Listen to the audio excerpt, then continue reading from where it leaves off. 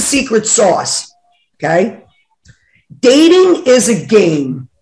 It's not a bad game, but it is a game, right? It's like football, baseball, basketball. You got to know how to play the game. Can't just put on a uniform and go out there and go, I'm going to run that way, right? You got to know how to play the game. Look, Tom Brady is a famous football player.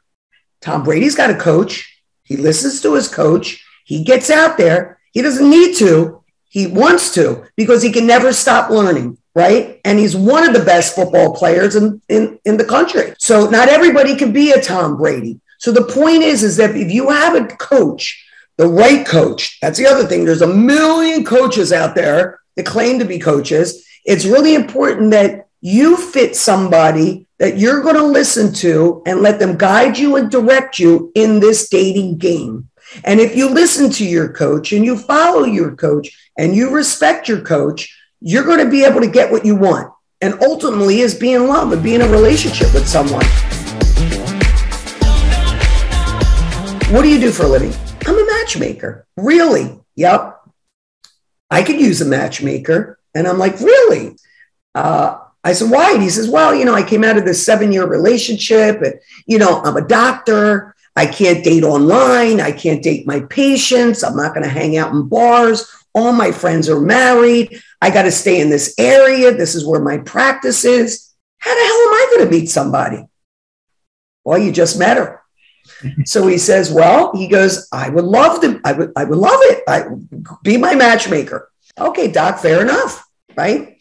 So now I go into my database and I find this woman and she owns a big branding company in Miami and she's divorced, no children, wants to meet a good man with good morals, good values, professional, successful. And his request was that he doesn't want to have any more children, or he has a 13-year-old. He doesn't want to fix anybody. He wants a good woman, good values, attractive. Great. So now I send him her photo and he says, oh, I'm in.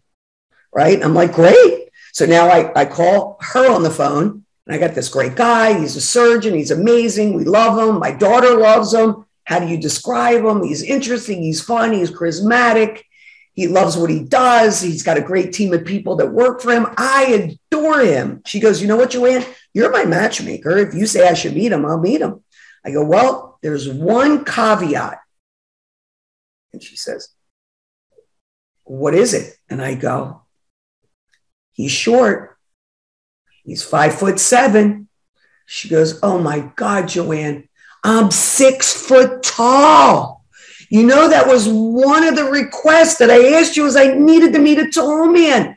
I go, just meet him. What's the worst thing that could happen? You're going to have a nice dinner. You met a nice man. You enjoyed his company. You never know. She goes, okay, I'm going to listen to you. Now I call him back and let him know that she's 6 foot. He could care less.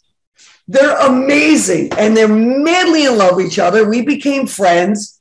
They live in my area. They became friends and they're ever so grateful. They know that they would have never met each other because, height was an issue for her. And, him, he couldn't meet anybody. And I just adore them. They are so much in love with each other. When they look at each other, when me and my husband go out to dinner with them, they're literally like deer in headlights. They're like, oh my God, they're so cute.